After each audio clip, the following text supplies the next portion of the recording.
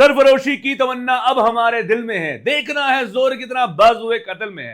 Welcome to CDS जुगाड़ से, मेरा नाम मयंक है और आज मैं आपको बताने वाला हूं सीडीएस के बारे में संपूर्ण जानकारी। तो अगर आप सीडीएस की तैयारी कर रहे हैं तो इस वीडियो को पूरा जरूर देखिएगा और अभी के अभी इस चैनल को सब्सक्राइब करके बेल आइकन तुरंत दबा दीजिएगा। सीडीएस यानी कंबाइंड डिफेंस सर्विसेज, जिसके बारे में आज मैं बात करने वाला हूं, यूपीएससी द्वारा करने वाला एक ऐसा एग्जाम जो आपको ऑफिसर ग्रेड की जॉब देता है। भाई ग्रेजुएशन तो सब करते हैं, पर उसके बाद एसएससी करके टाइम वेस्ट करना है या सीडीएस करके जीवन में कुछ बेहतर करना है, ये चॉइस आपकी होती है। तो अगर आप सीडीएस की तैयारी करने जा रहे हैं तो इस वीडियो को पूरा देखिएगा और आज मैं इस वीडियो में एक ही चीज बताने वाला हूं। तो चलिए शुरू करते हैं।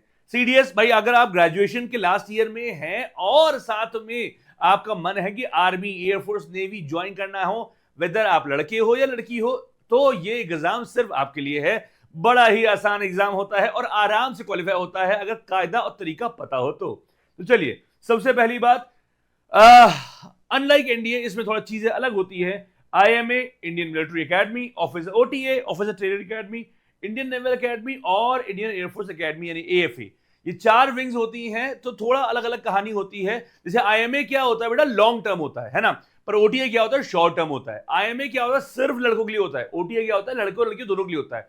आईएमए क्या होता है, लाइफ टाइम होता है। और ओटीए सिर्फ 14 ईयर्स के लिए होता है, इसे शॉर्ट टर्म भी कहा जाता है। बाकी सारी चीजें, सैलरी, चीजें, पोस्ट, सब कुछ सेम होने वाली होती है।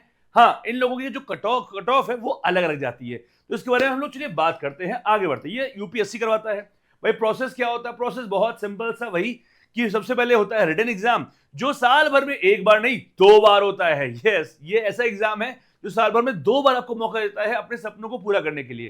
तो फॉर एग्जाम्पल, अगर आप 19 से 25 साल की उम्र के बीच में आप देखें तो 9 बार आपको ये गोल्डन अपॉर्चुनिटी मिलती है। ठीक है, तो रिटन एग्जाम होता है। रिटन एग्जाम होने के बाद आपके लगभग 45 दिन के बाद आपकी एसएसबी की डेट्स मिलती है, यानी कि रिजल्ट जिस दिन भी आपका रिटन एग्जाम हुआ उसके 16 दिन के बाद रिजल्ट आएगा और उसके 45 दिन के बाद आपकी एसएसबी का डेट अनाउंसमेंट हो जाएगा, यानी कि आपकी एसएसबी आएगी। एसएसबी जिसे हम लेमन लैंग्वेज में इंटरव्यू बोलते हैं, पर इसका नाम है एसएसबी, सर्विसेज सिलेक्शन बोर्ड। एक ऐसा एग्जाम जो वाकई में इंडिया का सबसे टफेस्ट इंटरव्यू कहा जाता है, क्योंकि ये एक दिन नहीं, ये 5 दिन होता है और इसका एक अलग से प्रोसेस होता है।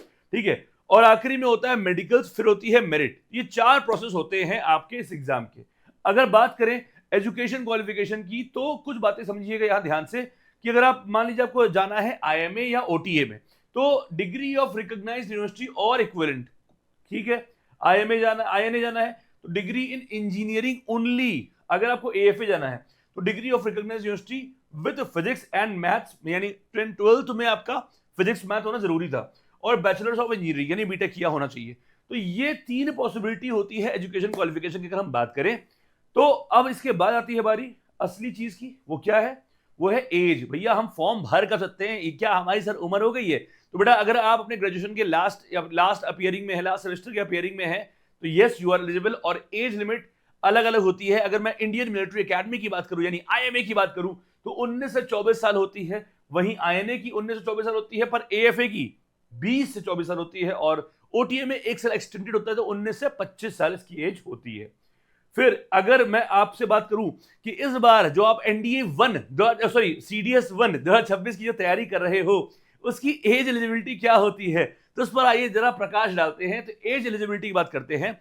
अगर आप आईएमए परस्यू करना चाहते हैं तो आपकी जो एज है वो 2 जुलाई 2002 से लेकर 1 जुलाई 2007 के बीच में होना चाहिए। अगर आप आईएनए में जाना चाहते हैं तो 2 जुलाई 2002 से लेकर 1 जुलाई 2006 के बीच में होना चाहिए। अगर आप एएफए चाहते हैं ज्वाइन करना तो 2 जुलाई 2001 से लेकर 1 जुलाई 2007 तक होनी चाहिए, और ओटीए के लिए 2 जुलाई 2001 से लेकर 1 जुलाई 2007 के बीच में होना चाहिए। ये एलिजिबिलिटी है सीडीएस 1 2026 के लिए, अगर आप एलिजिबल होना चाहते हैं तो। आगे बढ़ते हैं, अब बात करते हैं कि पेपर में क्या क्या चीजें आती हैं। तो भाई देखो, पेपर आपके 3 पार्ट होते हैं। ठीक है, जैसे आप एनडीए में देखते हो कि 2 पार्ट होते हैं, वैसे इसमें 3 पार्ट होते हैं। सबसे पहले होता है इंग्लिश, और इंग्लिश जैसे एनडीए में भी इंग्लिश का एक 50 क्वेश्चन होता है, वैसे ही इसमें इंग्लिश का एक अलग पेपर होता है और 120 क्वेश्चन होते हैं और टोटल मार्क्स होते हैं 100। ठीक है, करेक्ट करने पर 0.83 और गलत करने पर 0.27 मार्क्स होता है। अगर जीके की बात की जाए तो 120 क्वेश्चन होते हैं, 100 नंबर का होता है, और यहां भी वही सिस्टम होती है। मैथमेटिक्स की बात की जाए तो यहां भी 100 क्वेश्चन होते हैं, 100 मार्क्स के होते हैं, 1 मार्क्स और 0.33, 340 मार्क्स टोटल हो गया, 300 नंबर आपका हो गया ये।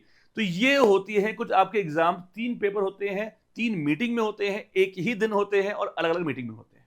ठीक है, सिलेबस की बात की जाए तो ऑब्वियसली इसमें सिलेबस 4 चीजें हो गई, मैथ हो गई, साइंस हो गई, एसएसटी हो गई और इंग्लिश हो गई। तो वो सिलेबस आपका जो बेसिक सिलेबस होता है वही रखा गया है इसमें भी आपका। ठीक है, अगर बात की जाए ओटीए एग्जाम की, तो ओटीए यानी जिसमें गर्ल्स भी पार्टिसिपेट करती हैं, तो उन्हें मैथ्स पढ़ने की कोई जरूरत नहीं होती है, दे आर वेरी लकी। उन्हें सिर्फ और सिर्फ पेपर 1 और पेपर 2 देना होता है, उनके लिए मैथ्स नहीं होता है, तो सिर्फ इंग्लिश और जीके उनको देना होता है, और वो इसीलिए ओटीए होता है, आईएमए नहीं होता। ठीक है, आईएमए में मैंने बता दिया आपको पहले ही ऑलरेडी, है ना। हाँ, ये बहुत बड़ा डाउट बच्चों के मन में आता है, तो प्लीज एक बार वंस फॉर ऑल समझ लीजिए हाइट का, कि मिनिमम हाइट आपकी कितनी होनी चाहिए। तो भैया अगर आप मेल हैं तो आपकी हाइट 158 सेंटीमीटर ले लो, सेफर साइड 157.5 होता है वैसे तो, 157.5 सेंटीमीटर यानी 162.5 सेंटीमीटर फॉर आईएफए और 157 फॉर आईएनए।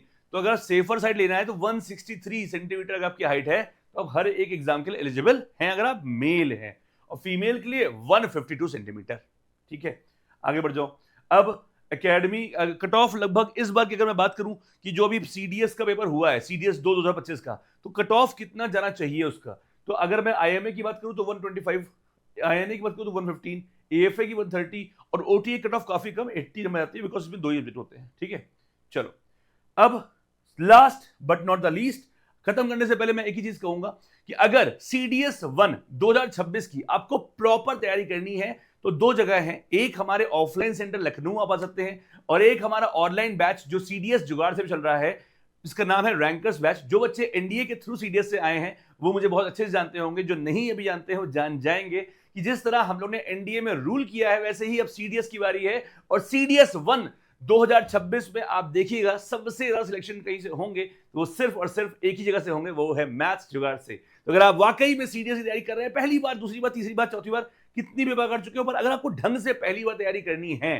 तो मैं आपको इनवाइट करूंगा हमारे ऑनलाइन बैच सीडीएस के रैंकर्स बैच में, जो हमारी एप्लीकेशन मैथ जुगाड़ से में है, जिसका लिंक डिस्क्रिप्शन में ऑलरेडी दिया हुआ है। प्लीज, अभी यह नया चैनल है, अगर वीडियो अच्छा लगा हो तो वीडियो को लाइक जरूर करिएगा। अगर आपको और वीडियो चाहिए सीडीएस के ऊपर मेरे द्वारा तो कमेंट जरूर करिएगा और शेयर कर दीजिएगा अपने सारे दोस्तों में। हृदय की गहराई से धन्यवाद, मिलते हैं नेक्स्ट वीडियो में, तब तक खुश रहिए, ख्याल रखिए अपना भी और अपनों का।